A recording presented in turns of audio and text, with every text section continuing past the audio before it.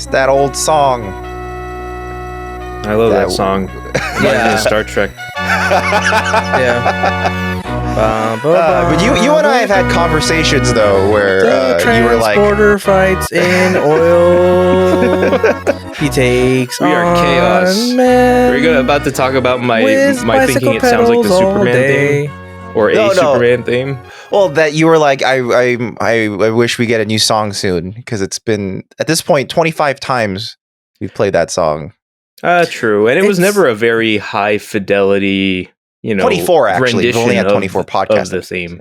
Yeah. So I am honestly a little ready for a new version but we have one. Dear listeners, it's coming. It is coming. Oh, we don't talk about what's coming. Now, do we have to change transporters each season, or can we keep the same? There's only ever been one transporter, right? Dude. So you can't really. It was a trick question. You passed, dude.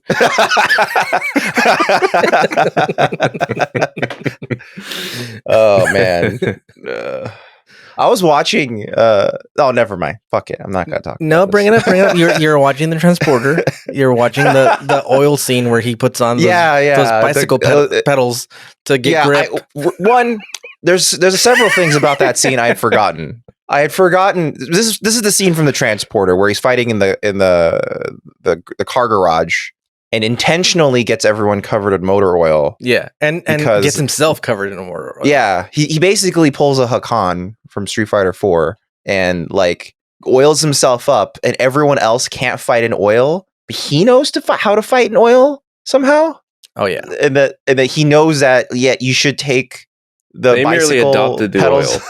He was born in it. He was born. I was born in it. He knew he need to get these bicycle pedals on, and that's how he'll get traction. And then he just does these spinning roundhouse kicks over and over again, because that's the one move you can do now. Yeah. Now that you have traction. Yeah. They faced off once. I was saying, who needs to face off? GCVD and the transporter. When did they face off? They were in the same movie. They were in Expendables 2 or 3. Oh, of course, Expendables. Yeah, yes. but they haven't. Okay. They need their own vehicle. like a double dragon. Yeah, where they play brothers. What was that movie with Wesley Snipes? You guys are from different countries, and it's like it doesn't matter. I know we're French, Englishmen and French, but it's fine. Yeah. Fucking Arnold and Danny DeVito were twins. True. That's so true. Fuck it. We can do whatever you want. Yeah. We've mentioned twins a lot more on this podcast than I never thought we would. Yeah. We mentioned twins a lot on this podcast and on our YouTube channel a lot more than we thought we would. Like it comes up a lot for some reason. I blame the local KTLA 5 station. That's who I blame. And the song. Hal Fishman especially. Yeah. Another guy who I can't stop mentioning, I guess. Yeah, the fish man. He's Newbie dead. Star Trek, everyone. This is the Newbie Star Trek podcast. We do talk Star Trek. Yes, sometimes. we'll get to Star Trek, but yeah. Settle down. The Star Trek's coming. That's fucking coming. So Ricardo, this is his first trip through Star Trek. Yeah, a Star Trek show ever. Yeah. So we're guiding him through, and hey, we're almost done with the first season. Yeah. This is the penultimate episode.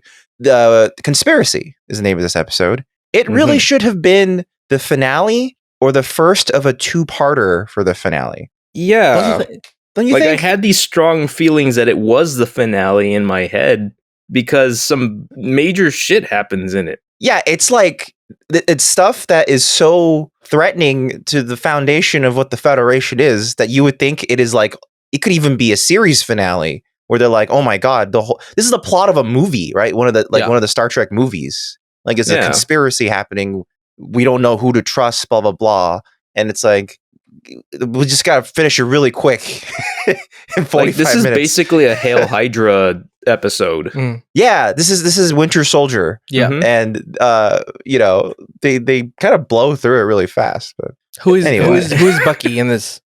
But Riker is the Bucky is the guy who's controlled. So that would be his admiral friend. Right, Quinn. Quinn is our begrudging Bucky. Yeah. He also kicks everyone's ass, just like Bucky. That's so our pudgy Bucky. Pudgy Bucky. Old, but white. the only guy who does ass kicking is a stunt double. Yeah. It's also the most graphic episode of Star Trek, I think, in general. Oh yeah, I've never seen an episode of Star Trek this graphic. Yeah, there's such an extreme moment of violence. It's like, whoa, buddy. Yeah, and you're like, whoa. That has never happened in Star Trek and may never happen again. Yeah, I like to name these episodes like you would a It's Always Sunny episode. Sure. So it's like I had the Picard finally sees Predator vision. Yeah, stuff like exactly. that. And this was the crew the crew encounters xenomorphs. Oh yeah. It's like a low budget xenomorph. Yeah. There's that. But that takes over like a body, I guess. It's like like controls it in a weird way. Which episode is the gang gets racist? That's that was the third episode. That was the Wakanda episode. We already did that. Yeah. That was a quiz and you passed. The gang bangs a bunch of whores. Is Haven? Yeah. Right. No, not Haven. We shouldn't do this because Justice. This is all going to be in our recap episode. Right. I thought you were going to say this will all be in our criminal records. No. So we don't need to. I've already established. We don't need to put it on Audible record. They'll already be written down. Yeah. They'll have it. We'll get I'm going to try to go and do as many as I can for the season. And give them the sunny. I look forward to it. What I'll do for that episode, I'll just read out the titles and we'll go like, do we even remember that? And then we'll talk about it. So that's how it'll go through. Okay. Anyway, This episode was Conspiracy, which is one of the few episodes in TNG that's a continuation of a previous storyline. Yeah, it's not even of like the episode directly before it either. It's like they planted a seed like 2 or 3 episodes ago. And then we're picking up on that now. And now they're fucking that plant. Mm-hmm. This first aired in May 9th of 1988. So Dan, what happened? Shout outs to George O'Keefe. Anyway. The only things I got are related to video games because those are the only bits that I could find that interested me. Good. Actually, both of these are like, well, first off, I've mentioned before how Dragon Quest III had released in Japan, but it was on top of the charts for like 10 weeks straight, according to Famitsu. That makes sense. Yeah, I mean, like Dragon Quest destroys. Don't they have to release it on a weekend now? I think it was actually like a decision was made over there to make sure that a hot release like that was on a non-school day because everyone would just ditch work and school just to go wait in line to buy the new Dragon Quest. That's so crazy. I can't even imagine that being a thing in America. Yeah. Like what could possibly do that? Yeah, imagine a video game being that sort of phenomenon here. That's pretty nuts. This is also like in Japan where like, No, yeah, it's true. And in fact, maybe it's because it is Japan that it only needed to make a bit of a dent, in the workforce. Oh, maybe it's actually not as bad as we thought it was. And then, yeah. It might be that sort of thing where it's like, oh shit, like we noticed a difference. Yeah. What the hell? Because if a bunch of Italians did that, I'd be like, that makes sense. Like Italians.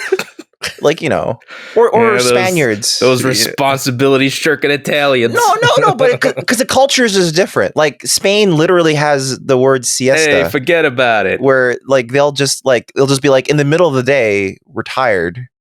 We just ate a big lunch and we're gonna take a nap. Yeah, that's literally what they do in Spain. So and in France, they'll just close the restaurant when they're tired. The French. The Paul Marzon wine. Ricardo would know. He went to Paris. Yeah, dude. Yeah, it's beautiful. Is that true? That's what I've heard. Oh, does it close whenever? No. I mean, so European restaurants in general. I remember when I was a kid and I would get sent to Mexico as a punishment. They didn't know it wasn't a punishment. They'd be like go to Mexico to see your grandmother, and then I just learned worse things in Mexico. But that sounds nice. Oh, your punishment is visit your grandmother. Yeah, I would get, instead of like hanging out with my friends here, I would get sent to Mexico. But I was doing worse shit over there. And I remember when I was younger, when I was a kid, shops would close for lunch for an hour, and then they would reopen again. But I went like 2 years ago, and I don't remember that happening. I remember them being open. So I think people have grown out of it. They're like, we should stay open. Yeah. Well, I imagine the larger a city gets in general, that they probably do that. That's true. But I have heard from like friends who like stayed in Spain for a while that they were just like, some towns they just stop functioning after 4 p.m. and you just go home. Siesta is, man. Yeah. I just can't, it's weird, like, because we're so used to living in a big city that even like small cities in the States, true. Yeah. Like for sure. Like after 9 p.m. Absolutely. You're like nothing's open, but here you're like, true. Man, like I get the party started like at 11. Yeah. Yeah. Like even like famous smaller like Palm Springs. You know, they there like restaurants closed at like 9. Yeah, and they're like, I mean, here I've like been in a sports bar where like they close it down, and then it's like, well, let's go to Ralph's and pick up some more booze, and then it's open. It's true. It will be. Yeah. It reminds me of my friend Christopher, who he grew up in the middle of. Do you remember what town Christopher was in? Was it Colton? Wait, was he the one who was from Fontana? Fontana. And then he said there was so little there that the main place that the kids hung out was at the what's it called? It's the Sit and Sleep. Oh my god! Like a mattress store or like a that's where the kids furniture hang out? store. That's where they hung out because it had unlimited coffee and it was always empty because no one's buying anything. So they were glad for the company. Wow! So all these kids just hung out at the Sit and Sleep. So like all the hooligans were hanging out. Yeah. They were like, there's plenty of sofas to sit around in, unlimited coffee. There we go. And everyone knows kids love fucking coffee. Yep. They bring their own mixers. I guess at the time, hazelnut cream. Yeah, I got that good Irish cream. Yeah. Tim, what did you bring this week? I'm on a diet, so I brought my stevia. Yeah, the biscuits. I mean the cookies. Using my what you got? Sweet little, get out of here. What was the other thing, Dan? Turns out that Famitsu actually tracked sales of US software as well. So around that time. Over in the US, for what I guess, software wasn't the best in the US because ice hockey, just straight up Nintendo ice hockey, was top of the charts for 6 weeks in a row. This is 1988. Yeah, but it's ice hockey in the US. I don't know. I could see that. Wait a minute. When did the Miracle on Ice happen? Was that hot already or happening? Miracle on Ice? That was like 70s, no? Like 70 something? Okay. Or no? I can't remember. Historians, please. Ricardo, our resident film knowledge expert. Miracle on Ice was Miracle on Ice team star Mark found dead at 63. Well, oh no. Let's do the math. From what data points? The Miracle on Ice, February 22nd, 1980. Okay, that doesn't explain it then. No. Rest in peace, hockey man. Yeah, hockeyman. That's the first thing that came up. Yeah, we're bringing all the hottest news here on the Newbie Star Trek podcast. So there's your historical snapshot. The top selling software of the world was Dragon Quest and hockey. And what were the movies released? Any good movie releases that year? Or that month? None that stuck out to me, but I can read them off for you real quick. Check it out. We had Dead Heat, Salsa, Shakedown, and Whoops Apocalypse. What is that? Which, according to this website, had opened to a $0 weekend. I guess it originated in the UK. It might not have had like the distribution necessary. It just happened to really Apocalypse be a thing at the time. So I don't know. Look into that at your leisure, people. But that was considered a comedy. Those first few films definitely do sound like we are straightforward generic action movie. Yeah, like Dead Heat was an action, Salsa was drama. And Shakedown. Oh, salsa. Okay. Shakedown. Guess what genre Shakedown was? Salsa. Dance? Dancing genre. That month we got some good movies coming out though. Like 2 weeks later, we had Rambo 3. Willow. True. Yeah, you're ruining it. Oh Sorry, wait, sorry. we might not get there by the end of the season. We have one more. We have one more week, so that would be. Further out inside the same month is Killer Clowns from Outer Space. Oh, nice. Nice. Yeah, but the following week there is an interesting one coming up, but I'm not going to say it because don't say it. I'll save it for next week. Yeah. Okay. All right. Well, that was the same week that Conspiracy aired. This is kind of I feel like this is the most exciting episode so far, just because there's so many implications. Action-packed. There's at least 2 discrete fight scenes. Yes. Phasers go off on multiple occasions. Yeah, a lot of political conspiracy, gross bug out, like horror action. Like Temple of Doom style, like dinner table gross outery. Yeah. A lot of racist meals. Dirty jokes. Dan, I mean, sorry, not Dan. Ricardo. Yeah. Ricardo. Yeah, I didn't watch the episode. Could you please take us through the events of Conspiracy? We don't have a special effects. I gotta get you a cue as well. Yeah. If that deal comes through, maybe. You'll have a sound by that. We deal with ease. Ooh, ease. If you're interested in a smooth time, hit up ease.com. All right, so the episode starts off sponsored by Ease, not sponsored by Ease yet. The episode starts off and Jordy's telling a really dirty joke. We're getting the end of it, but the beginning of it was really fucking dirty. Yes. And he finishes the joke and Jordy is so happy about this joke and he's laughing. And he's just telling it to Data like loudly on the bridge at the helm. Like this isn't even like taking a break or nothing. Yeah, it's not very professional. Yeah, it's he's telling a very, very sexual joke in front of mixed company in a professional setting. Yeah, clearly because he's not even really friends with like Picard or he's like his boss. So. He's not like friends with them. Plus, like Data, who's Data gonna tell? HR. In fact, Data he analyzes a joke and he's like, I see the difficulty of anticipating such a complex position, and he's like he's doing the math in his head, and then he's like, ooh, it is funny, it is humorous, ha ha ha ha ha ha, and he starts doing the weird fake human laugh, and that's funny unto itself. And the best part of it is that like when he stops laughing, he just goes straight back into his chair. Like, I mean, while that is funny, I can't help but wonder, like, this can't be the first time this has happened. Yeah. Right? No. Like, no. Yeah.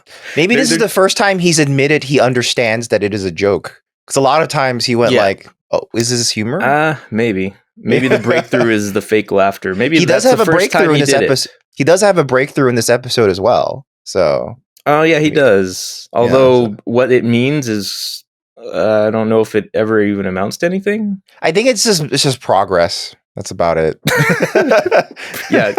Progress. Yeah, progress. I'm more of a human. Oh yeah, that's great. Yeah. What an awesome thing to be. Why do you think Jordy picked him to tell the joke to? You think he was scared that he would get turned in by anybody else? Maybe. I think part of it is that the show starts really building the friendship between Jordy and Data. Yeah, they do become quite the duo as time goes on, and they've already been spending some time together. Like Jordy was teaching Data how to paint. Is that, yeah, and like Record Data was a dick. Plus, maybe it's like a prelude. Like he's like, hey, I'm gonna test out the waters, and if he's down, maybe we'll go to one of these whore planets and we can get in some action together, you know. And he'll never tell because he's a goddamn robot. Yeah. Maybe. Who knows, dude? Maybe we'll find out in season 3. So the crew is on their way to this. They're all excited about this stupid fucking planet, Pacifica. Yeah, they're going to like a pool planet. Yeah, essentially. They're going raging waters. Oh man, the concept of a raging waters planet. Water park amazing. Planet. Yeah. Theme park planet, you know? Just fucking pee everywhere. There are no roads, only slides. Yeah. Oh, you have to slide everywhere. Yeah. You can't wear pants. You got to wear shorts everywhere and flip flops.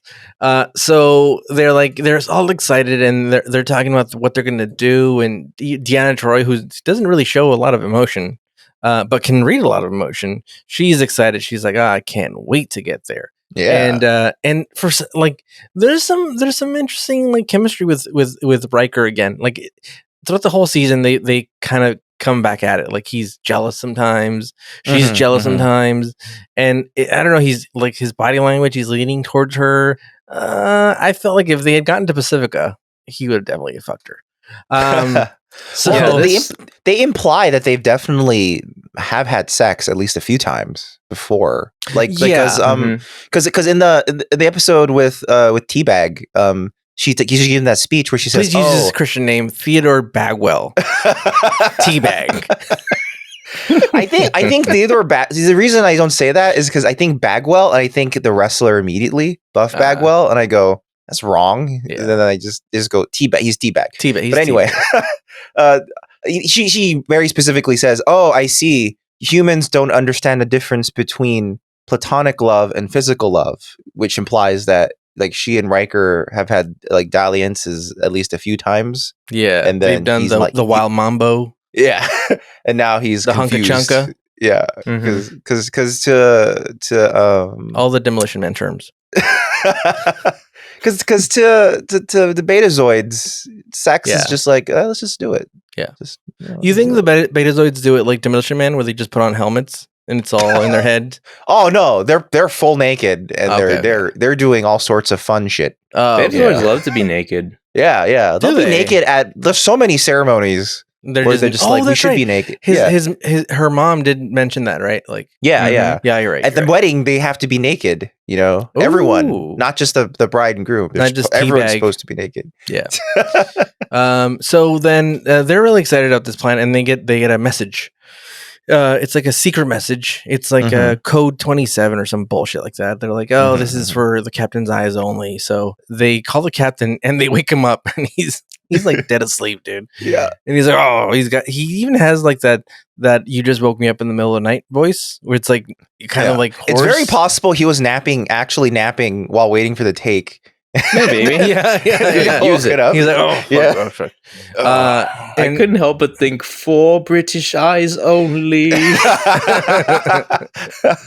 I was just really annoyed by yet another. They have to have a space version of it. He has a space blanket, which is like leather. It's like a leather blanket with like a weird, like shiny underside. Yeah, like I hated underside. I don't like. Can they just get normal things? No, space. and these communicators. So like it's FaceTime. Let's call it what it is. Oh yeah, it's FaceTime. But like Picard didn't like let him see his video feed. You know what I mean? Like it's like what if he was in the middle of like masturbating or something and fucking Riker that just pops in. He's like, oh god, you were talking to the harp ladies. I'm sorry, Captain.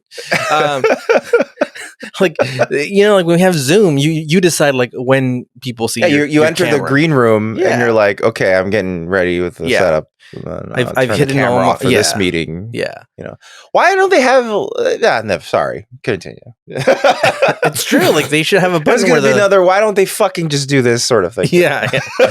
So that's what people come here for. Yeah, maybe. I don't know. Do you guys come here for that? I don't know. Please. Why are you here? Please leave us a review on Apple Podcasts and Podcast Addict explaining why you're here. So Picard's like in a weird, like he's kind of in his boxers, but he's got like a weird kind of like gi going on. I don't know what's going on. It's really a deep V. I don't know how to explain it. It almost looks like a hospital gown, but not really. And then he pours himself water before he gets the call. But it goes from like a really like a medium-sized cup to like a small cup. And I'm like, why didn't you just drink out of the medium-sized cup? You're just wasting fucking cups, dude. It really upset me for some reason. It's space etiquette. Yeah. Actually, I'm looking at it again, and they're the same size cups. He literally transfers it into the same size cup and then drinks from it. I'm like, you just soiled 2 cups, sir.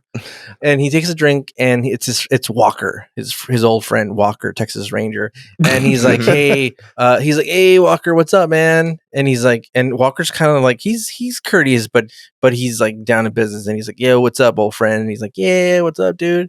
And he's like, what's going on? Like, we're on our way to the PCH of planets. We're gonna go raging waters, have a fun time. And he's like, no, you should meet me in this planet, some sort of bullshit name. Planet. What is this planet name? Bullshit. Planet bullshit. Yeah.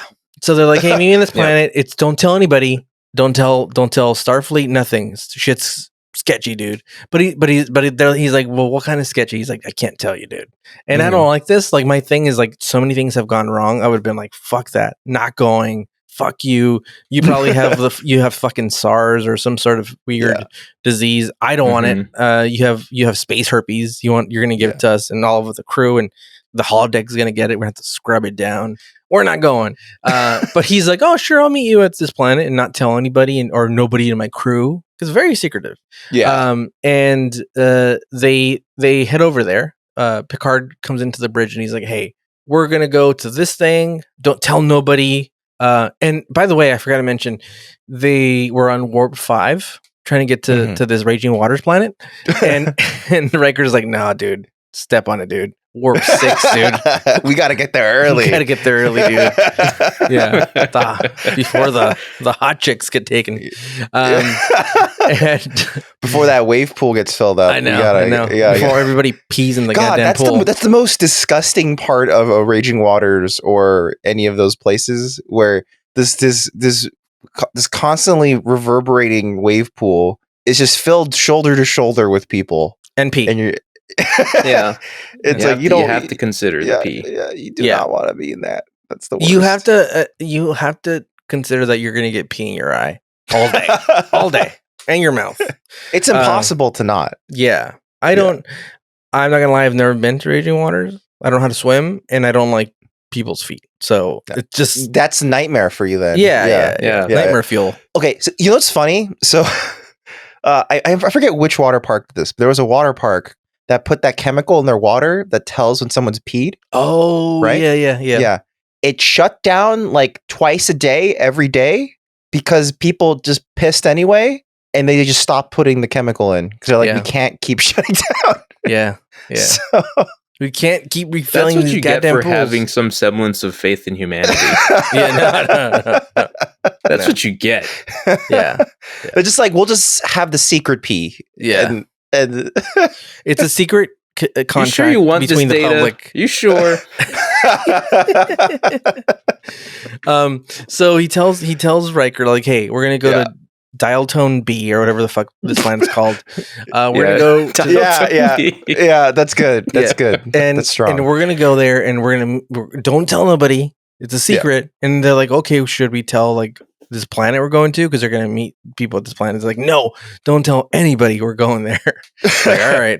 So they head over there, and they don't even like write things on the log, right? Like, they're like, just fucking strip it from the records, dude. Yeah. Oh wait, that just reminded me of something. Earlier on, when Walker, Texas Rangers, talking to Picard, it says prior to their call, it says there will be no computer record of this transmission. I'm like, how the hell is there not a computer record of a transmission? They're using Telegram, man. It's encrypted. Yeah. And things are deleted. Everything's stored on RAM, and then it just gets wiped away. Sure. As soon as they turn the computer off. Okay. I know how they do it. Sorry.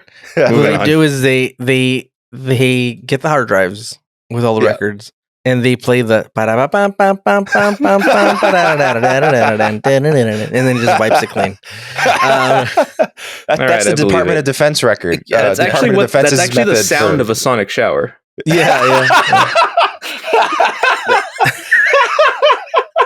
Every sonic shower is this and that's also a perfect length of a shower that you need. Yeah. You know? Yes. It's the military length of a shower. You gotta do the jitterbug so it gets all the nooks and crannies. Perfect. That's very good. So they're like, okay, they get to the fucking Parasite B or whatever it's called. And they're like, oh, there seems to be 3 cruisers, right? There's a Horatio, Sands, and like a bunch of other SNL characters ships. And they're like, okay, and then they're like, Cabana Boy, yeah, and they're like, there's been attempts at communications from us, but nobody's talking back to us. No other frequencies are hailing us. So he's like, scan for life forms. So they scan for life forms, and there's 3 people down there. And they beam fucking Picard. Picard goes to fucking Statham, and Statham's like, "Oh, maybe I should go down there." And he's like, "Nah, this is for my eyes only, bitch." Plus, we wasted so much oil, dude. Every episode, 3 oil drums per episode. The ship doesn't even use oil. Where are we getting this oil? We get the fossil fuel just for you. Yeah, yep. And he's like, "Oh, I've been getting them from the holodeck." And then you realize like, we could have just been making oil from the holodeck all along. So he beams down, and there's 3 other captains. One from the Horatio Sands, and then there's 2 other ships. There's a dude from The Hills Have Eyes in this episode. The original Hills Have Eyes, and the dude from you would probably recognize. He's a very distinct looking character actor. He was also in Weird Science. He plays one of the mutants that appears during the party. He's Michael Berryman. Yeah. So he's a character actor. And what you need. Is he like the gray fishman looking thing? Yeah. He's unfortunately often hired for like, hey, we need someone kind of weird looking. Yeah. Can you be there? Yeah. Well, that's like that's the life of many character actors. Yeah, unfortunately. Yeah. Especially little people. I mean, like a Sean Penn or like a Steve Buscemi, they're weird looking, but they're still hired for other things. Yeah, but it sucks to be hired. Like even like Peter Dinklage is a small person, but he's hired because he's also a fantastic actor. Yeah, true. But he's like the only one. I guess so. Yeah. Like prior to him, you had like Werner Troy. Yeah. I guess so. But see, the thing is that like Werner Troy wasn't a good actor. I think that like no, he wasn't. It's just that like what's his name? Peter Dinklage is just so good that it's like it doesn't matter what he. Like, yeah, that's true. That's true. Like talent out, he out talented people twice his height, basically. Anybody. He's like, fuck it.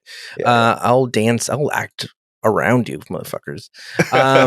And so they get to the Horatio Sands captain, and he's like, hey, and he's asking a lot of questions. Hey, remember when you fucked my sister on like a Blue Tuesday and blah blah blah. And he's like, it actually feels a little bit like what Riker did with that simulation man on the Syndrome planet.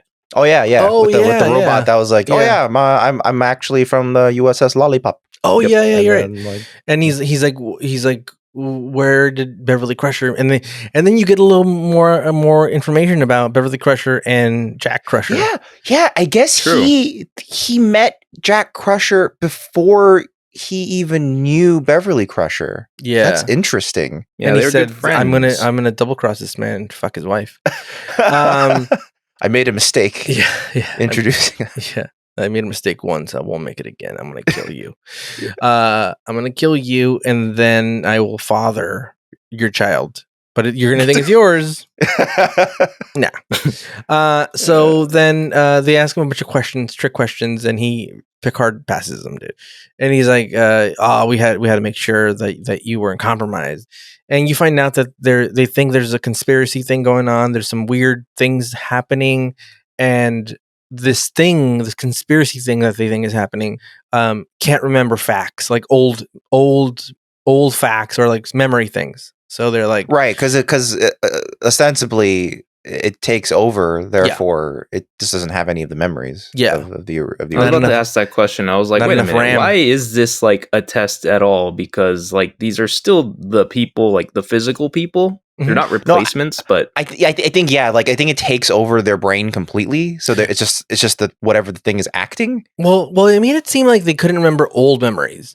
It made it seem like they themselves, these butt huggers, they can't like they take up some of the RAM in the memory. So they only have local access, but anything old, they're like, we took up that space. We don't have access to that shit, dude. That makes sense. Yeah, but and then that's how the Walker guy Walker Texas Ranger realized that they were weird just because that nobody would talk to him about the old days. Yeah. And everything, they're like, they wanted the new iPhone. They're like, hey, you got the new iPhone 12? And they're like, no. Do you remember the fucking first iPhone? And they're like, remember the iPods? Yeah. Man, remember when they had iPod colors? And he's like, oh, sure.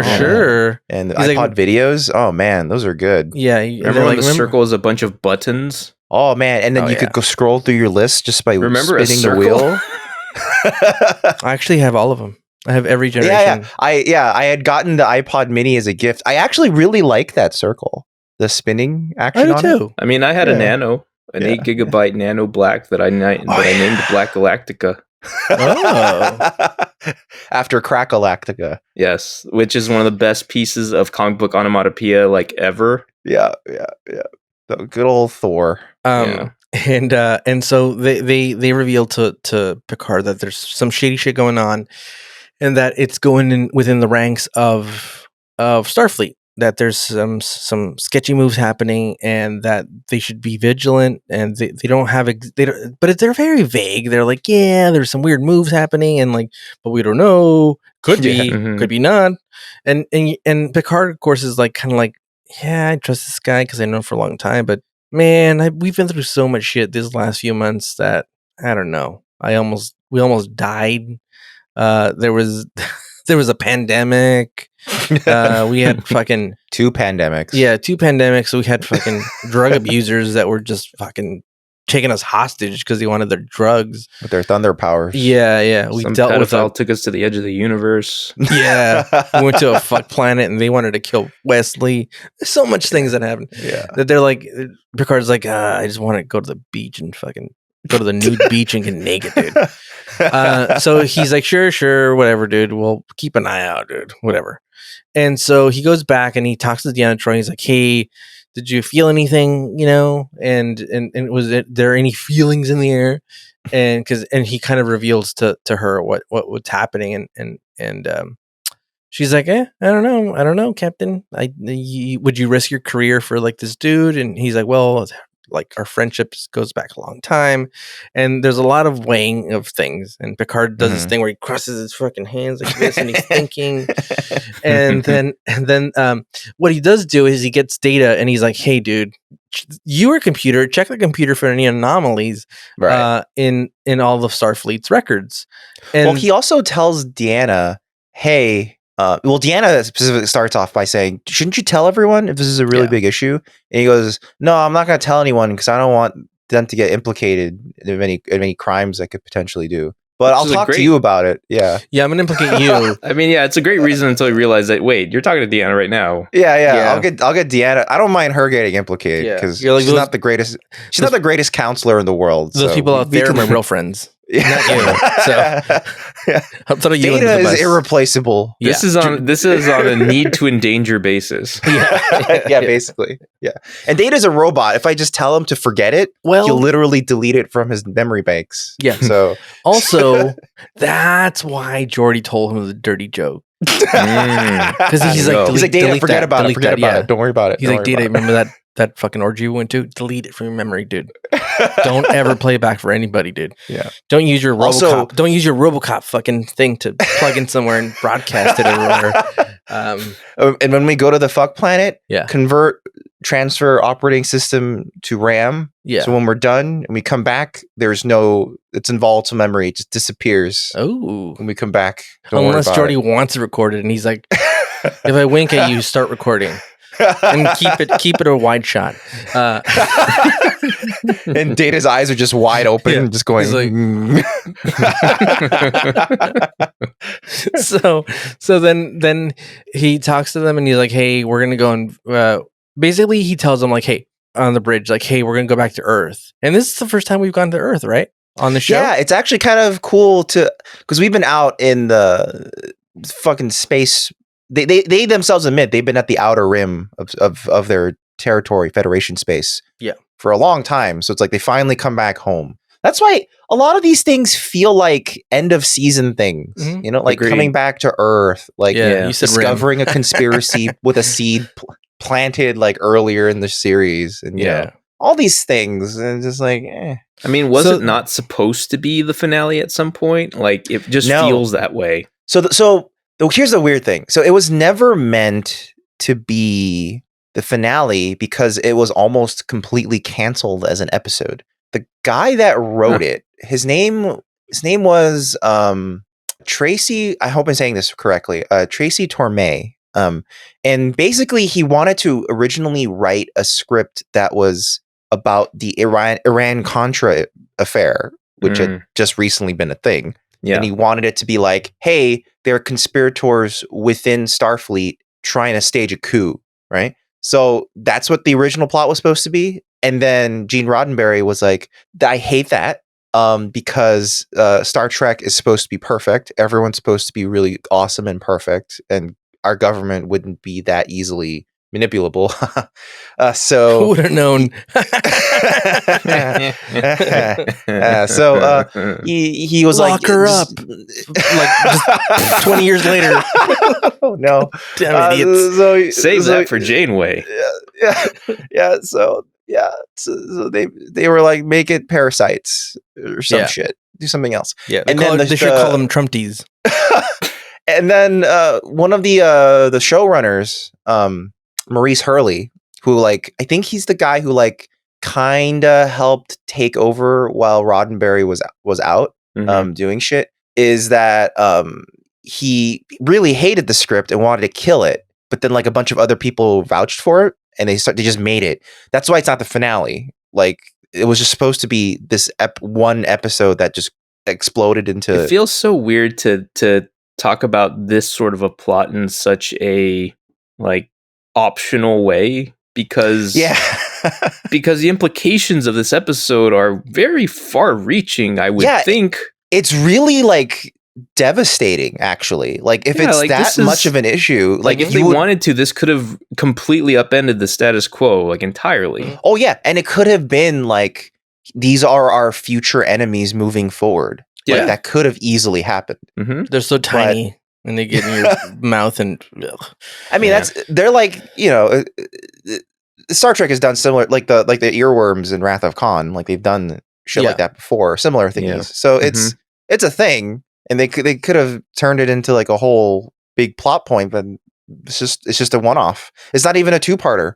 Like you would almost expect a story like this, like if you really wanted to like make it interesting, like it's a two-parter. The first part is all like conspiracy theory, and you're like, we have no idea if this is really happening or not. We just see clues here and there, and everyone's starting to get suspicious. Then the end of the first episode is shoe drops. This is real. There is something awful happening. Or then the second episode, or the first episode could have ended with them, you thinking like they're going to get court-martialed because something. And the second episode is them like, okay, now that the shoe is dropped, you have to deal with this now, and then we give an exciting like punching, kicking, phasering. Kicking like, doors down episode and then they use the mother box to bring back Lieutenant Yar. You really want her to come back, huh? They can make it like Thor in Civil War, where Data makes a android copy of Yar, and then Yar comes back. Has there ever been like a crossover between DC and Star Trek stuff? I feel like there's got to have been some sort of, because I could see Star Trek or Starfleet personnel interacting with New God. Sure, Star Trek crossed over with Webster. I remember that being a thing. Wait, Webster? What kind of Webster? Oh, Webster was that sitcom. Wait, how did they cross over? So Webster. This is actually the series finale. Webster was just channel surfing, I think. But he's if I remember correctly, he's channel surfing, but he's using like an Atari joystick or something like that. So it's weird. But it malfunctions while he's watching Star Trek, and he gets transported into TNG. And he hangs out with Worf a lot. Really? Yeah. That's so strange. And they use the same. They're both CBS shows. So what about Mr. Belvedere? I don't know. But like the whole point of that episode was that he needs to get back. Like Worf and crew need to fix his joystick so that he can get back. That's weird. I didn't know that. That was the series finale. Now we have to watch. we have to watch all three seasons of Webster now because it's part of the universe. Everything's connected. Yeah. So then they go to this place and they're looking for the Horatio Sands, and they get there and there's all there is debris. The Horatio Sands has been destroyed. Oh man. And they think and then old Picard's like, dude, this guy was right, dude. Something shitty's going on here. And then Riker's like, what the fuck is going on, dude? He didn't say fuck because it's a syndicated show, but you could tell in his eyes he wanted to say fuck. Dude, if this show was like on HBO, it would have been so amazing. Like, look, well, we haven't talked about this, but what are your all's thoughts on Tarantino doing a Star Trek movie? Okay, this is a very unpopular opinion. Yeah. I think Tarantino is terrible at writing dialogue. So I think, my god, dude. Yes, dude. You're alienating half the population of America. Dude. I think he only knows how to write dialogue like himself, pretending to be a black man.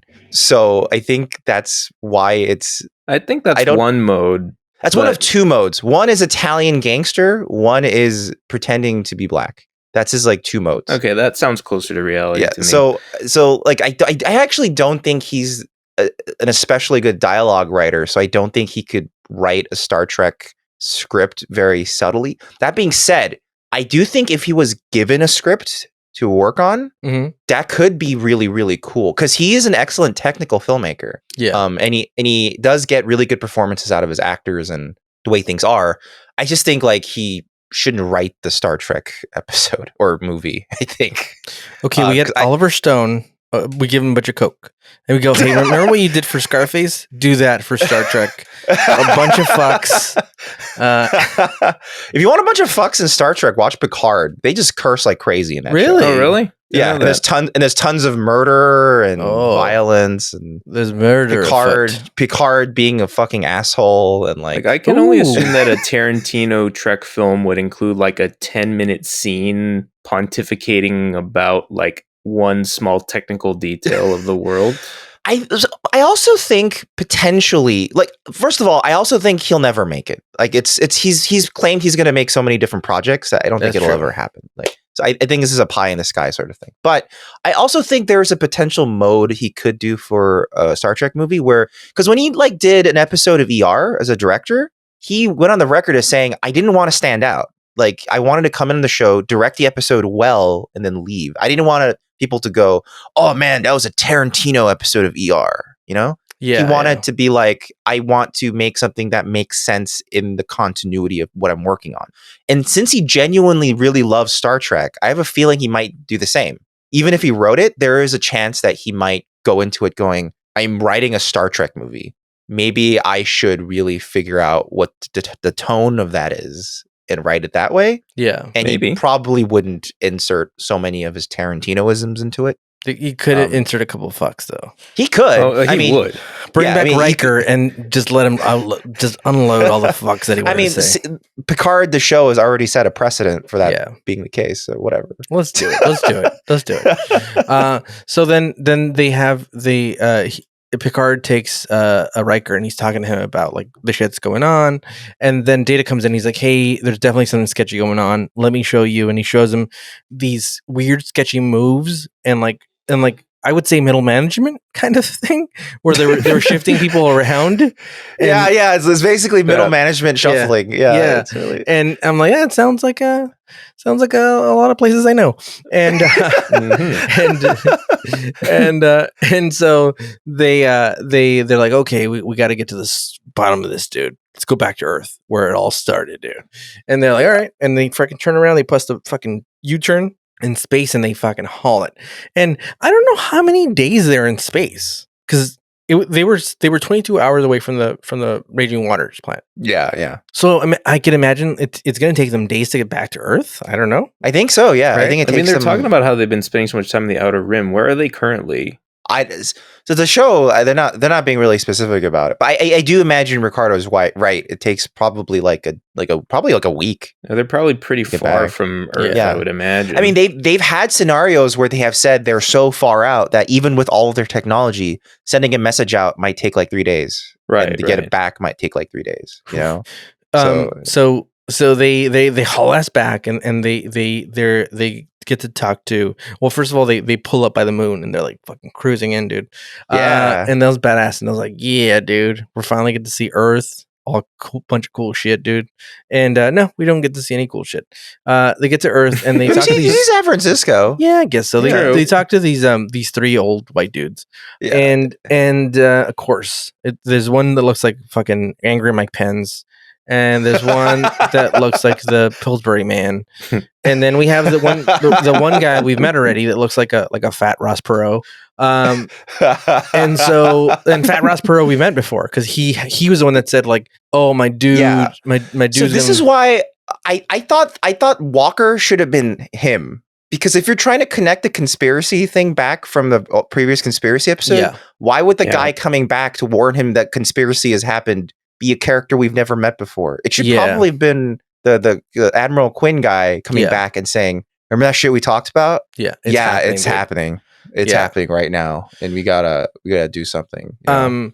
Yeah, I think so too. Because you were like, "Who the fuck is this guy? We've never seen him before." Like he just showed up from the Horatio Sands. Because like that whole episode sets it up. The original episode set him up. Like you got from that context throughout the whole episode that they are friends. Yeah. In this episode, they expect you to It's a lot of show and not tell. Like if you saw Quinn again, you would know they're friends and be like, "Oh, there's already a connection there. We don't need to." Like rebuild the idea that Walker, he really trusts Walker or something. Yeah. Like on the other hand, though, it's also like by not making him the guy who calls them back, I feel like it helps divert some suspicion away from him. I guess so that it isn't so obvious. Like, oh well, he's calling him back. Of course, he's going to be the one who is, who's going to betray everybody and turn out to be the possessed guy.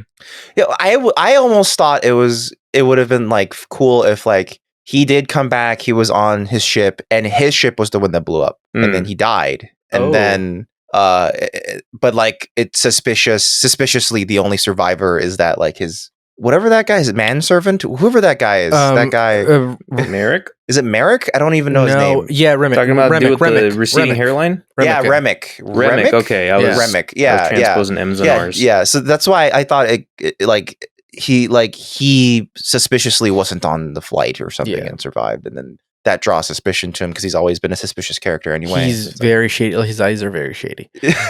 So you have these three. You have Ross Perot and Mike Pence and fucking the Pillsbury Man, and you have Merrick that comes in and whispers something in the Pillsbury Man's ear, and they're like, "Yeah, we'll see you. You and your first officer come down." And then they're like, and then they're like, "We'll have dinner." And then Quinn is like, "Oh yeah, I can't do that, but I'll beam up to your ship because I want to see your ship again." And it's like that's shady as shit. Like I would have been like, no, no one's coming on here. Fuck you guys. Well, Picard thought that was a sign that he was the real Quinn. I know, but weird. Yeah, I don't. If some shit's going down, no one's coming on board. Yeah, I would have told Quinn, how about we meet up later? Yeah, you know what my ship looks like. You know what my ship looks why like. Do you keep carrying around that weird case? Like, what the fuck? And keep opening it sinisterly, like, ooh. And looking at it inside. Ooh. Yeah. Like, over and over. So they show us one shot of San Francisco. It's a matte painting. Yeah. And it looks pretty lame, dude. It doesn't. There's no hovering ships or like it's fun because that's how they actually have always presented Starfleet headquarters in every Star Trek. It's just a regular San Francisco skyline, and then there's just Starfleet headquarters just on the side, and it looks like a museum. You think would be really overpopulated? Like the background looks like the regular city. Like you think like there'd be like high rises because like. There's a lot of people. Well, I think part of why it's not. I think Earth's population actually got devastated by World War III, and then after that, they invented warp drive and started proliferating. So I think Earth is actually less populated than it is now because World War III was devastating and killed a ton of people. Who did we fight in World War III? Does anybody know? Each other. Yeah, I think it was. I think they just made some factions up. Like DS9 actually gets into it more. But the TNG and original series don't really specify. I think. Do they bring back that chocolate bar armor and the and the drugs? They do. There is like a plot where like there's like an almost like Malcolm X style character and all this stuff. Like It gets really deep into it. But yeah, it's a thing. It's a thing. So you have Anthony Quinn, and he's gonna be out to the ship, and like I don't know what the fuck he's doing up there. He has no business on the ship. I would have told him like, fuck you, dude. Stay over there, dude. We don't want any of your space herpes, dude. Also, remember how they said before when you transport, there's a decontamination process? Yeah. They should have. So shouldn't the transporter have immediately been like, "What the fuck's in your briefcase? What's in your fucking first gen also, iPad, what the fuck's on your neck? Yeah. Just in case we vaporized it on the way up, so that what's up with that wriggling growth on your neck? Yeah, you have a little dick on your neck, sir. But we took it off. And he's like, "No, that's how I fuck." So he opens up his old school iPad, and there's a little like purple little like pincer thing. Gross thing. Yeah.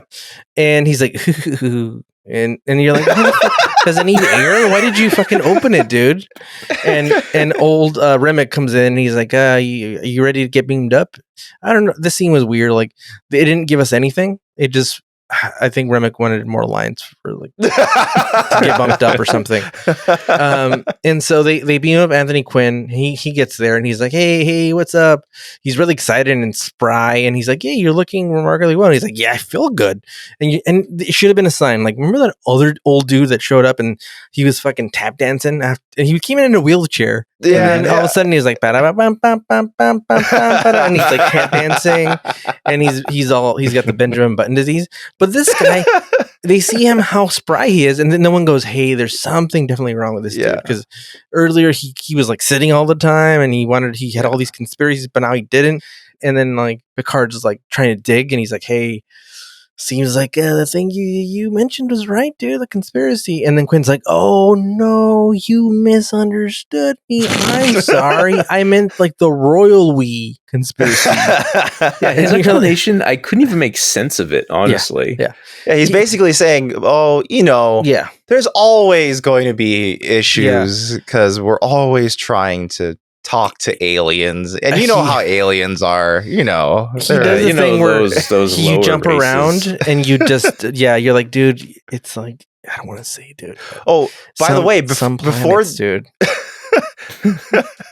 like before they allowed him to beam up and Picard beamed down, like they shut off communication for a pause and everyone talked about it, and then Worf chimes in at the end and he's got this really funny line, so I pulled the clip here. They seem normal enough. On the surface. Counselor, any thoughts? Hard to say. Someone is hiding something, but I can't tell who or what. I must say I'm not overjoyed to see Remick again. Considering what we've done, the response has been pretty temperate. I don't like it. You can't trust them.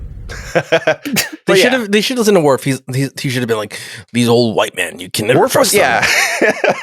And he's tried to control me before. Worf was right this time. Worf is often not right, but here he was completely on the money. Riker was totally wrong. In his earlier conversation with Picard, he'd be like, I don't know, that Horatio could have exploded for any number of reasons. And it's like,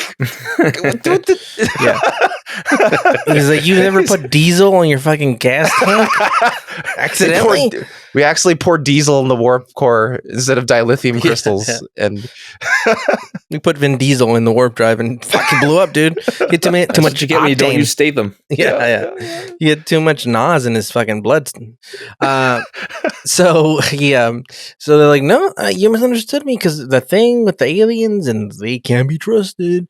And he fucking tap dances around like the fact that he went on a wild witch hunt in a couple episodes ago. And also they're like, and then Riker's like, I'm not happy to see Remick. But I was like, dude, he was on your side at the end. He not only was on your side, but he was like, I want to join fucking, I want to join your crew when I graduate from high school. You guys are sick. Yeah. All right, question for you guys right now. Do you think he was compromised at the time or no? Who, Remick? Yeah. Oh, for sure. No, he was. 100%.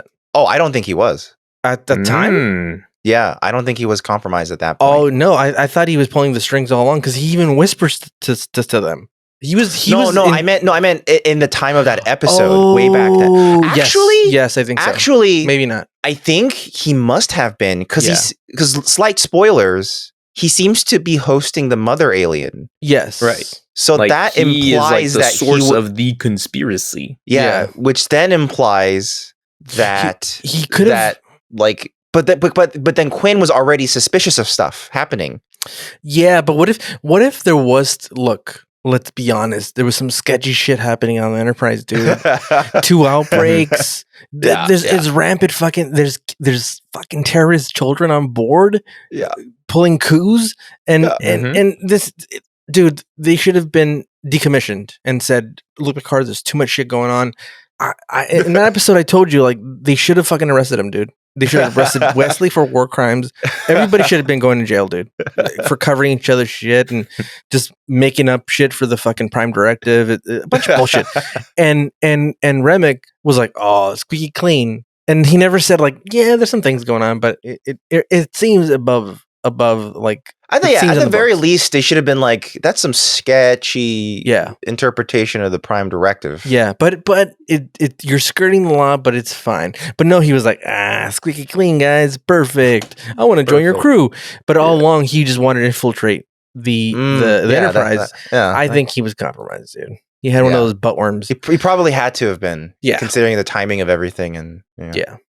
So then, so then, Luke Picard's like, "Hey, I got to get down there for this dinner with those dudes, with Ross Perot and fucking Tim," and he's like, "Oh, it's fine. Just leave me here. I'm gonna just hang out. I'm gonna hang out." And then Luke Picard's like, "Well, Riker's gonna hang out for a bit until like you're done, and then head down there with you." And he's like, "I don't know how long I'm gonna be up here." And it's like, "What are you doing? What are you doing up here?" He's like, "I just like the beds you guys have up here. It's so comfy. I get such good naps." At the very least, he's an annoying guest. Won't leave. Yeah. So then Luke Picard takes Riker aside and he's like, "Hey, dude, something sketchy's going on," because he was all about the fucking witch hunt before. And now he's like, "Oh, the Native Americans, we got to watch out for them." And so he's like, "Look, something sketchy is going on. You keep an eye on him. I'm gonna beam down there and we'll fucking double team this dude, like that movie Double Team." He's like, "I'm Van Damme. You're Wesley Snipes." No, it's not Wesley Snipes. It's Double Team is Dennis Rodman. Oh, right, Like, it was Dennis. Van Damme, you're Dennis Rodman, and we're in that fucked up movie. Wasn't Wesley Snipes in like a buddy cop movie or something? Am I just mixing up posters in my brain? You're mixing up posters, dude. Yeah. Okay. Wesley Snipes. I don't know why, but the only poster that came to my mind was "We're Back," the dinosaur movie. Why? Yeah, that's it. Yeah, that's probably it. Yeah. So then Riker's like, "Fuck yeah, dude. That's a good plan. You go down there and deal with those butt worms. I'll stay up here safe and sound. I'll take care of Deanna Troi."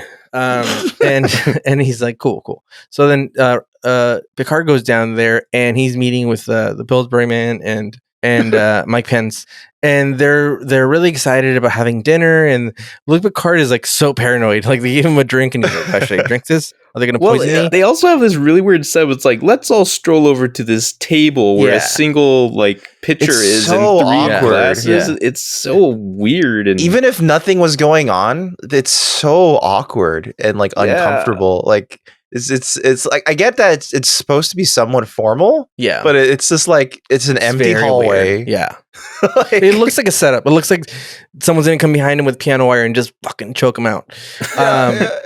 And so back to Anthony Quinn and the buttworm in the iPad, and he's like, "Oh, I need to see Beverly Crusher or something like that." And he's like, "Oh, but maybe you'd like to see it first. It's this crazy life being that's really smart," and like he's like talking it up. Why does he blow his cover like that? And Riker's like, especially when like the goal was to get to Beverly. I know. He switches targets so fast. He's like, and then later on, he's telling his compatriots like, "Well, I had no choice." Yeah. And so he's like, "Maybe you'd want to see it first." And he's like, "No." Riker's like, let's get the science officer up here. He should see it first. Like, how did you? First of all, my first question is, how the fuck did he get through security, dude? Like, I go from one state to the other here, and like they're like, "Hey, you have any fucking apples or any fruit and vegetables?" But here, you come in with buttworms all you want, dude. Yeah, it's fucking.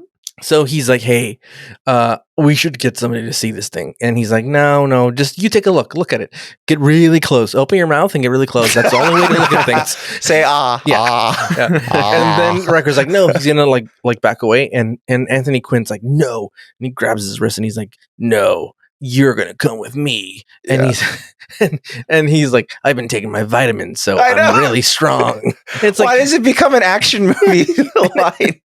And it becomes a really bad action movie. Shit. Yeah, that's such a corny line. And there's so many bad shots of like stunt doubles punching each other. It's great. I found it so entertaining. Yeah. It suffers from the Irishman disease, which is when he moves like a really old man. When it's like the master shot of him, but when it's stunt double, he's like really fucking spry, and he's got like the martial arts shoulders where they're very fucking loose, you know? Yeah.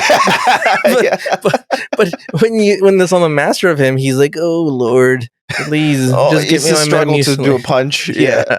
Hopefully during lunch. Riker's like almost kind of crane kick turned roundhouse. Yeah. He's like this really awkward like wind up with his arms, and then they're all using like these crazy like high kicks. Yeah. and then so Riker it's like the decrepit old man versus the man with a huge back injury that keeps him from moving at all. I don't know if Jonathan Frakes can really kick that high without hurting himself. No, he can't. Probably not. And old Anthony Quinn's like he's almost aroused by like this violence, dude. And he's like, and he's licking his lips, and then Riker like he does a high kick, and like Anthony Quinn's like, ha ha, you sucker, and he's like missing like punches, and then you really see that it's a stunt double in one shot, and it's really bad, dude. It's great. I love it. These buttworms seem to be a really like war-loving race. Like they should get along well with Klingons. And in fact, they kind of do, because like when he challenges Worf, he's like, "Come on, Worf, that was you sick. and me, man." I was like, oh man, this is Worf's time to shine. And this is the one thing. Blasted. I know, he gets fucking wrecked. It's like his one chance to like live up to basically the one thing he lives for, which is to fighting combat.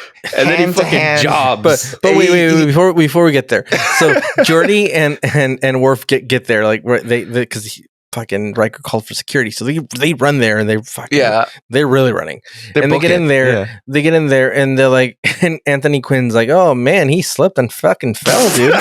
That's weird. It's kind of like weird. It's such a weird thing to say. Like, I don't know, dude. There's something on the floor, some micro machine. Somebody left some micro machines down here. Some kid, and he slipped. And he slammed through the glass table. And then they're like, oh, we should get Dr. Crusher. And that's why then right before Riker passed out, he said, security. And then, I stepped on. And then Anthony Quinn's like, I'm sure he'll be all right. Now, if you excuse me, I'll be right back. Because I don't have time now. He literally says, I have the most limited time. And it's like, you just said you were going to be here forever, you fucking piece of shit, dude. Yeah. So he's about to leave. And then Geordi's like, no, I think you should wait, dude. Just chill out. And he just throws Geordi through the fucking door. Yeah. Through metal doors. Yeah, it's crazy. The doors his back should be shattered.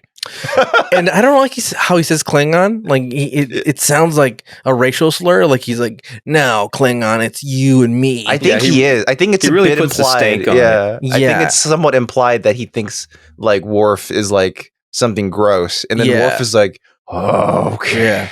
And this is up. Yeah. There's a slow zoom in as he stands up. I know.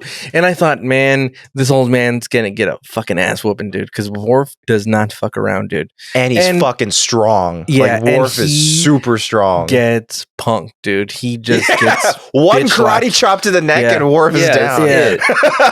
It's so bad. Yeah. One. It's not even a hit. It's like a slap.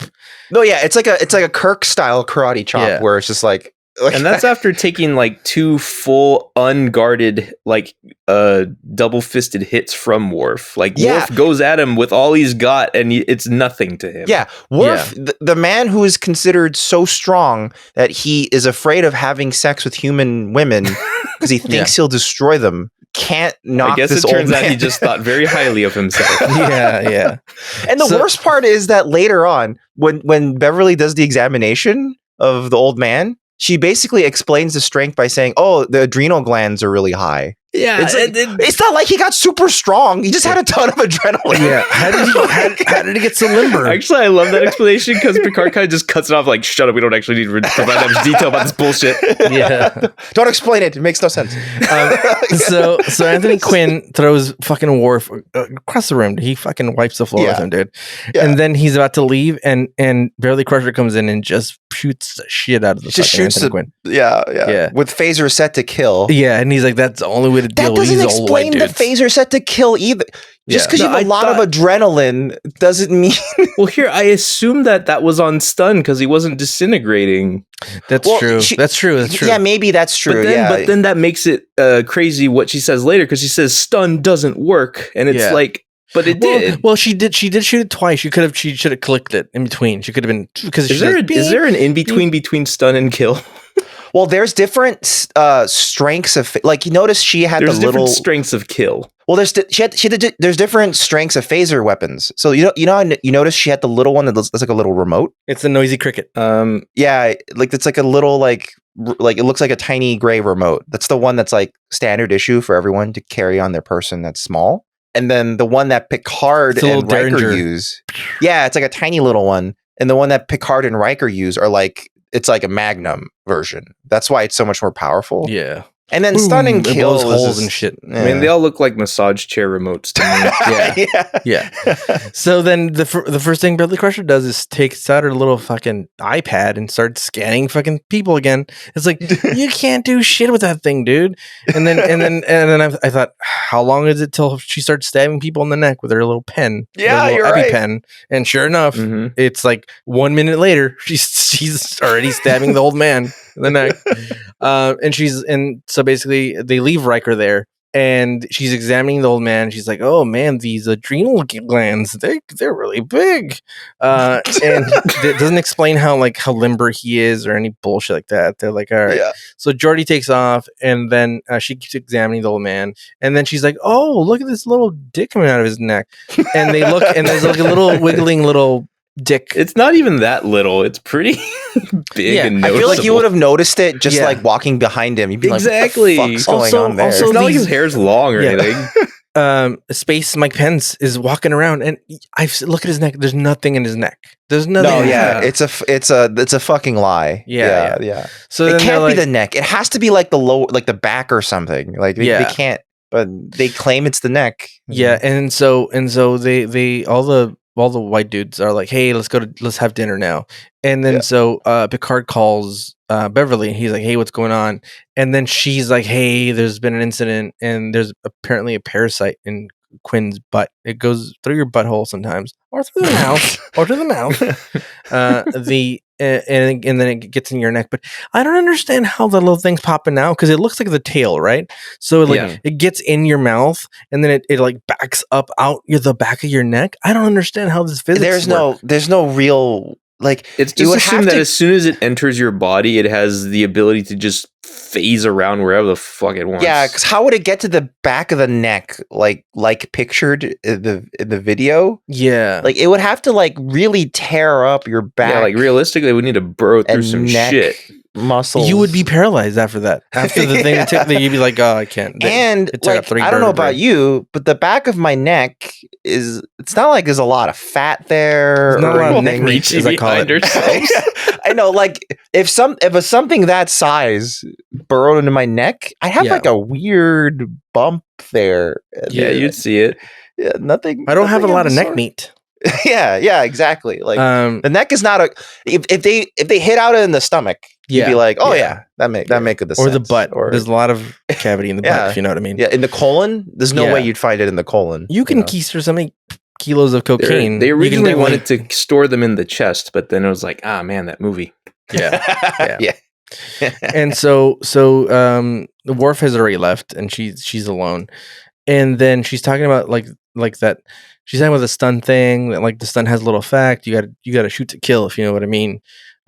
Really set those phasers to fucking take down people, because these fucking buttworms are crazy. And then Remick comes out, and he's like, "Hey, Capitan, the food's getting cold, dude. You got to get in there, eat your food." And then your worms are getting cold. Yeah, your worms are getting cold. And then there's this like really ominous shot of like Beverly from behind, and she's examining like a weird like wipey case. It looks like baby's wipies, like stained orange. It's really weird. I don't know what she's looking at. And then old Riker comes up behind and grabs her from the shoulder, and you're like, "Oh, dude, he's been butt wormed." It's not. There's a lot of shots in this episode where you're like, they should have planned that, like, because that's supposed to be like the horror, like shock shot. Oh, I thought you said horror. I was like, nah, dude. Look, we know she slept with fucking Picard, dude, but you don't need to call her a whore, dude. She's an independent woman, dude. A whore. Yeah. It's supposed to be that the startling shot. It isn't. It's just a wide shot when That it cuts sucks, to him. dude. She sleeps with 2 people when you're already like, yeah, she belongs to the streets. She's a lady of the night. So Picard goes to dinner and everybody's eating worms. It's like they just start eating maggots, like butt Well, I worms, think like they're worms. mealworms, actually. Yeah. Oh yeah, you're right. And then Picard opens it up and he has the same reaction. It's this must have been straight up ripped off from like the Lost Boys, and they're like, they're maggots, Michael. They're maggots. Same scene, dude. And all the other, you have like Mike Pence, and he opens up his thing and he's like, yeah, these worms are so tasty. And everyone's eating the worms and they're loving them, dude. And he's like, Picard, just raise your hand and we'll give you seconds, dude. Don't worry, we had enough worms for everybody, dude. Yeah.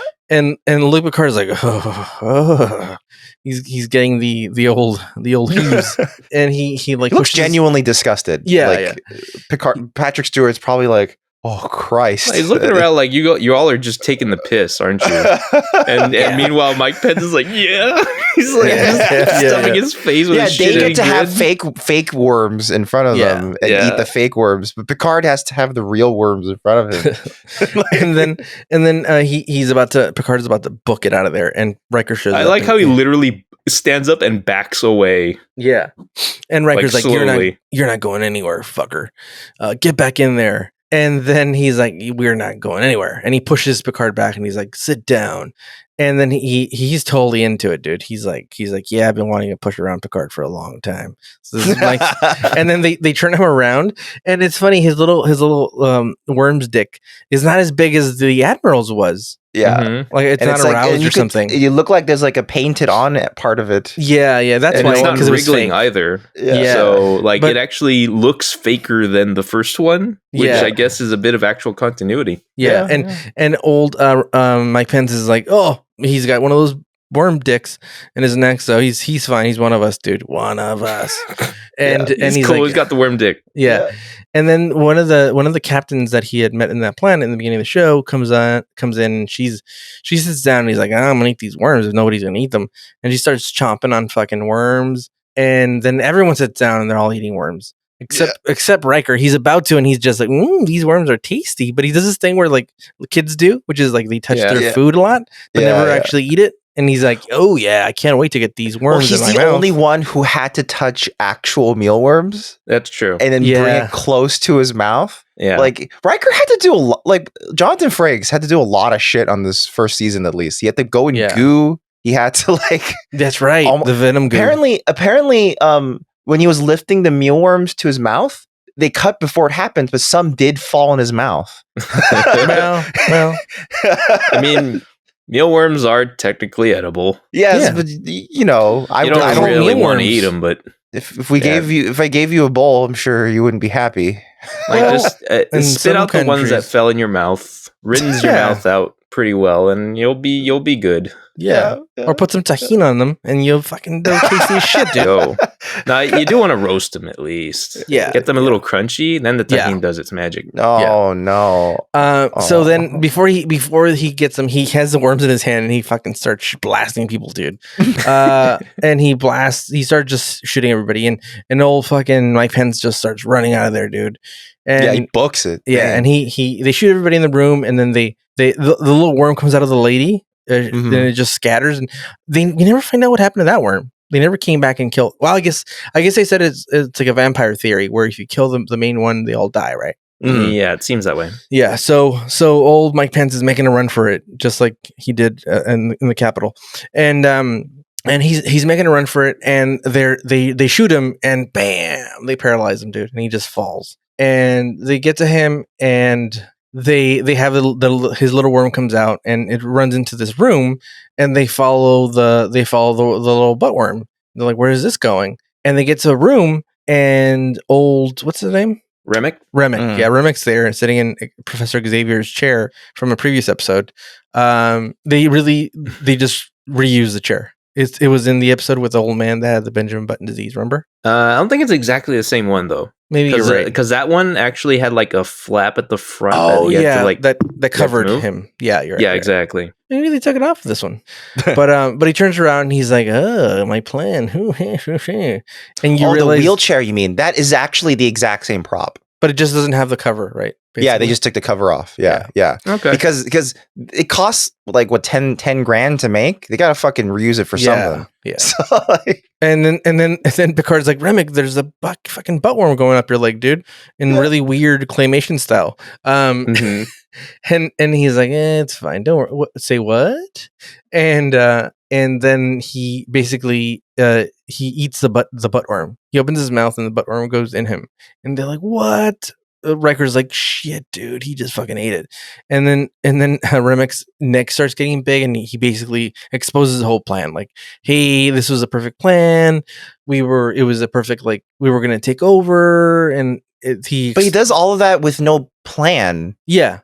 Like, he's just revealing all of these things. Yeah, and his neck keeps like bulging. His glands are getting bigger and smaller. Yeah, he's got a bit of like a McConnell neck. Yeah. And then they get tired of him talking. They're like, this guy's making no sense. He's got no plan. He's a fucking idiot, dude. And why would he reveal himself? Yeah, as when they're at their most vulnerable. Yeah, and then apparently Beverly was wrong, because if you set your phasers to kill, it just blows her fucking face off, dude. Yeah, it is insane. They have, for one, they have no hesitation. No, they just blow his fucking brains out. What's funny is that the line directly prior to that happening is, "We seek peaceful coexistence." Yeah. He does it like sure he says it a little like aggressively, but like they've already made up their minds. They're gonna kill this motherfucker. Picard is like, the Federation does not tolerate peace. So this scene here is exactly like Pulp Fiction, when Jules and what's his other Vincent Vega when they look at each other and then they turn around and then just shoot the shit out of the guy. It's exactly the same scene. Riker and Luke Picard look at each other, then turn around and then they just shoot the shit out of fucking Remick. And Remick's like, and then he, like, his face melts off first, and it reveals his skull, and then just for a brief second, you see his like bug eyeballs, and and then he just blows up, and his chest cavity tears open. He kind of looks like Kane. Remember Kane from RoboCop 2? Before they put him in the robot body, he was eyes and like the brain stem. Yeah. And then so the chest cavity kind of opens up, and there's like a weird like beam of light, like it's God. It's like, and this alien thing, it's straight up, it's kind of a predator, really. It's got like a weird mandible, but it kind of, it's like half alien, half predator. It's kind of like the alien versus predator hybrid. And they shoot it, and it fucking disintegrates, and all the little baby butt worms die. And it's like a vampire, basically. You kill one, you kill them all, dude. Yeah. It's kind of like Bob Dylan. If you kill Bob Dylan, all the hipsters die. He's the original hipster. I don't. Oh, he probably doesn't like that very much at all. What? That he's a hipster? He's the original hipster. Yeah. How many generations of hipsters are affected by that? Every single one? Yeah, many of them. So basically, they just turn normal. Like their mustaches, their handlebar mustaches disappear. Do beatniks fall into this category as well? Like, yeah. What happens to all the IPAs? They become stay. Coors Lights. Sadly, they stay. Yeah. Yeah. Okay. Yeah. And so they're all done, and the Admiral's fine now because his vampire buttworm is dead now. Yeah. And Beverly Crusher's like, oh, you're fine now. You're not limber as you were. Out? Through his butt. Yeah. The hard way. Or the fun way. So they're like, "Oh, you look fine. You won't be as limber as you were a couple hours ago, but you'll be fine. Your adrenal glands are back to normal." Yeah, it's like it's just funny because it's like they showed Merrick. Is that his name? Merrick? Remick. They Everyone's showed, making my mistake now. Yeah, they showed him no mercy. no, Like none at all. Yeah, usually Not even like a chance to explain. yeah, Nope. not even a chance to be like maybe we can save him. Maybe he's still No. in there. No, Yep. And fucking I've never blow his seen- brains out. Like I've never seen Patrick Stewart look more disgusted. yeah, after he shoots him, he's like. Yeah, like just before, like when the queen is revealed from within the chest, like the look he's given, it's like this ugly motherfucking Yeah. like ugh. For one moment, he is motion picture Patrick Stewart, Picard, who is willing to kill everyone and show no mercy. Yeah. and so they get back to the bridge, and they're like, well, we're glad that's over now. And they're like, and then Data comes in, and he's like, you should know that like before you blew up that guy's face off, he was sending a message into like the deepest part of like the unknown universe or whatever bullshit. And then Geordi's like, well, what message did he send, huh? And Data's like, well, it was a beacon, I believe. And then Picard's like, a beacon? And he's like, yeah, a homing beacon sent from Earth, if you know what I mean. Yeah. And Picard's like, oh boy, more of those butt worms? We can't have that. And then the so camera scarily pans up. And you go, oh no, there they more come. butt worms. Yep. Episode ends, and they never show up again. Nope. Perfect. Yep. I like that red galaxy or like cloud of stars in the far back. It reminds me of Star Fox. That's cool. Yeah. It's like Sector Z. Yeah. Before and then after, there's that. This is the most I've forgotten about this captain's log. This is the funniest captain's log I ever heard because it's right after he kills him. Captain's log, stardate 41780.2. How difficult after all these years of learning to respect life to be forced to destroy it. But there seems to be no alternative. We had no choice but to ice the motherfuckers. He didn't care, this is the Picard that should be driving the Enterprise that's shooting photon torpedoes phases in all directions. Just floating through space going It's amazing. Oh boy. Yeah, it's like they almost had to change his personality so the episode could end quickly. Yeah. that's basically what it was. Oh man. And originally it wasn't even supposed to have that ending where you see like, oh, they sent the homing beacon. You should just cut straight to that murder, like right after showing Deanna Troi telling that cluster, we respect all life. Yeah. We think you're beautiful. Yeah.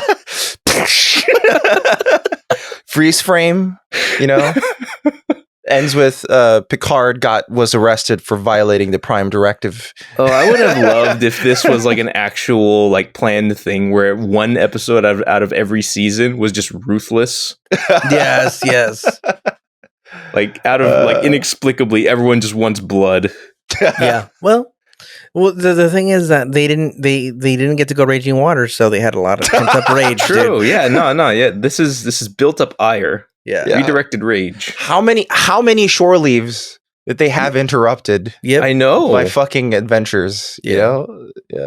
Well, the thing is that like, Riker's fine because he's always masturbating to the fucking harpoonies, but everyone else has just got a bunch of pent up fucking anger, dude, and they'll shoot anybody, dude. I really like this episode, even though it's a little cheesy and corny at times, but it was really fun, and clearly the worms will never come back, but that was kind of fun, and like it was really violent. I wish they came back. Really, honestly, it would have been really interesting if they came back. Really it would have been funny if they kept coming back and been like, "It's us again," and like because they are a bit like they're a bit like like cartoony villain like in this episode. Yeah. So it's like and Ricardo's right. It is pretty shocking how violent.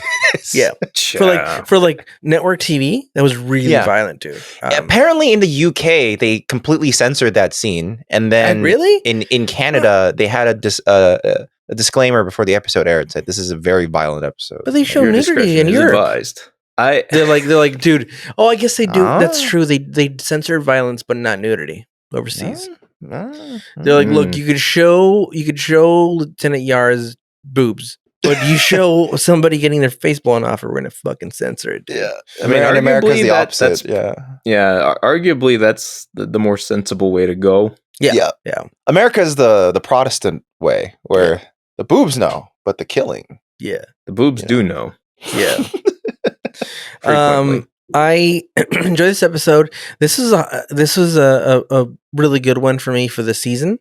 And I'm gonna give it an 8.5. Could be a 9 if it just had too many like weird things go wrong. Like they didn't explain how limber they were. Why were they so limber? So 8.5 because it was fun. Yeah, I think I personally would have also liked it more. I think I would have really liked it if this is a slow burn 2-parter. I think that could have been really interesting. But I did like how like fast it moved. I kind of wish they built up the tension more. Yeah, like they had a whole episode of just tension. And just it is kind of a weird like fizzling to realize like, oh, Remick, you're the queen host, like out of fucking nowhere. It's like, okay, you're the one in the room. It's just you now. And it's primarily because he was an unlikable character. Yeah, in the episode he showed up in. Yeah, so they're like, if we're gonna blow up anybody's head, it'll be this guy. All right, and that's pretty much it. But what do you think, Dan?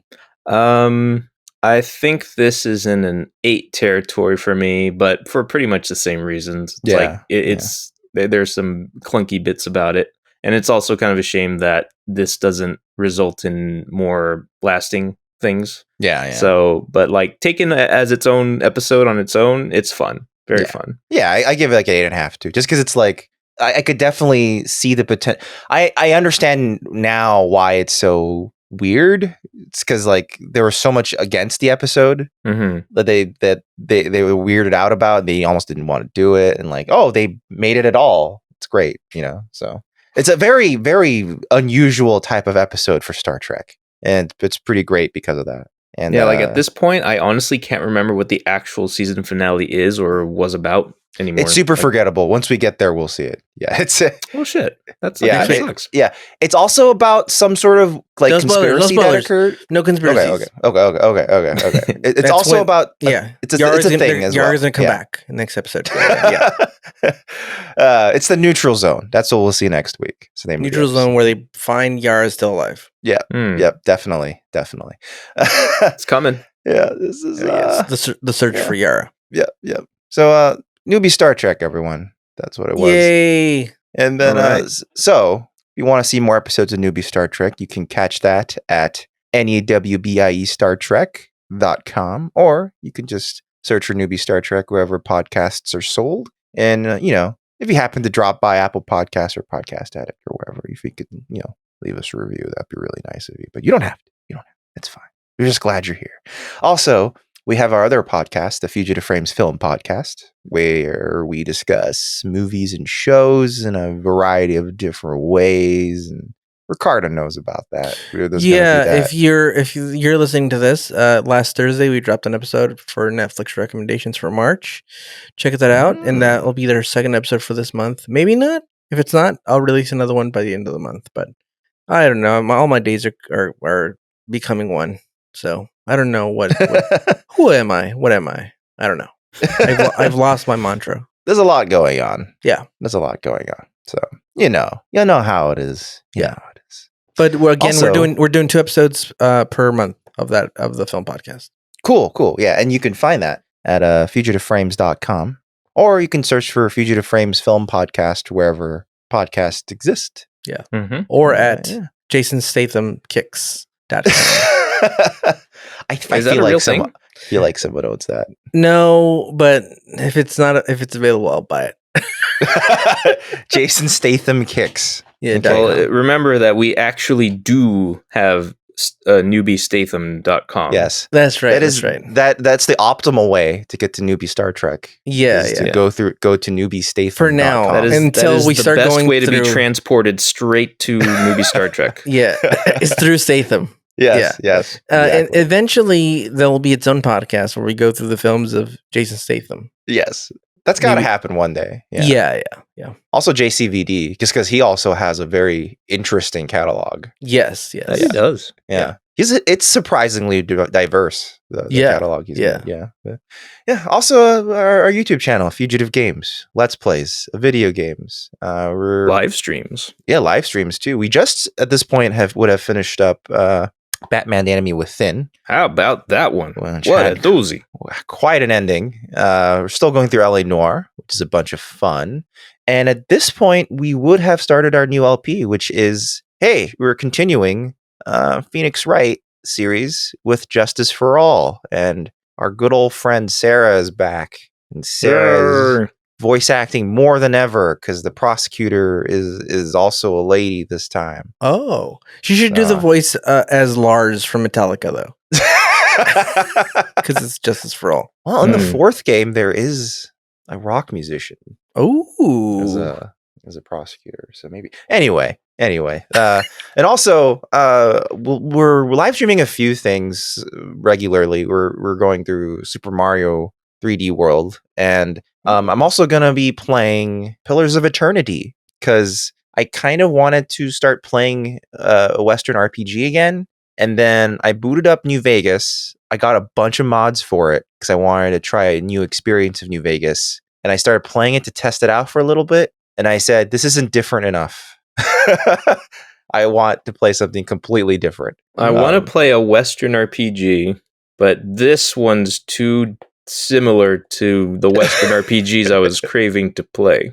No, it's just I've played New Vegas so many times that I wanted to like make a New Vegas experience and see what it's like without like installing a total conversion, which is like basically a new game. I was trying to see like, oh, is there gonna be like I installed the Project Nevada mod, which basically adds all these different gameplay elements to the game. I was like, oh, maybe this will change the game up a lot. But eventually I just felt like, oh, it just feels like almost like an expansion pack, which I guess is the point of that DLC or that mod specifically. But I wanted something like I realized what I wanted was even more of a difference.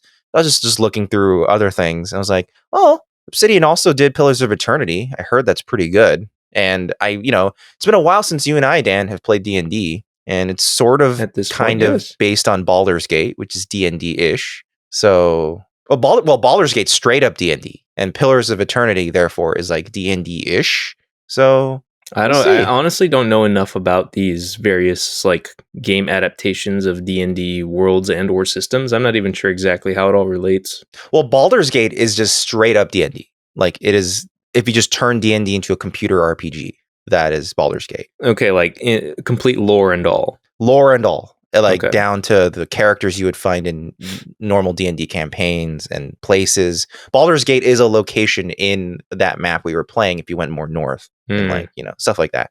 But Pillars of Eternity is not, because it's just its own IP, but it's based on Baldur's Gate. Gotcha. Like it's like a spiritual successor. So I was like, oh, well, I want to play that. That sounds fun. So by the time this episode comes out, I should have streamed it at least once because I just wanted to try it out and see how it is. But anyway, you can find that at Fugitive Games. If you go to fugitive.games as a URL, you'll find it, or you could just search for Fugitive Games on YouTube. And yeah. That's all our spiels. We're going to be doing commentaries for movies eventually. Maybe we should do the Mario Brothers one for the video game. Oh boy, that would be interesting because I haven't seen that movie since I was a wee child, and I have almost no recollection of like individual moments. I've seen pictures and stuff since. Yes, dude. You know that scene? That scene where what's that actor's name who's the plays Bowser? Louis Gossett Jr., dude. no. What's his name? He's that famous actor who also he directed Easy Rider. I'm just so Blue bad Velvet with names. Man. Yeah, Blue Velvet Dennis Man. Hopper. Dennis Hopper. Yeah, I'm just so bad with names. I kept on thinking Dustin Hoffman. Dustin DH, Hopper. you know? Yeah. Bowser, yeah.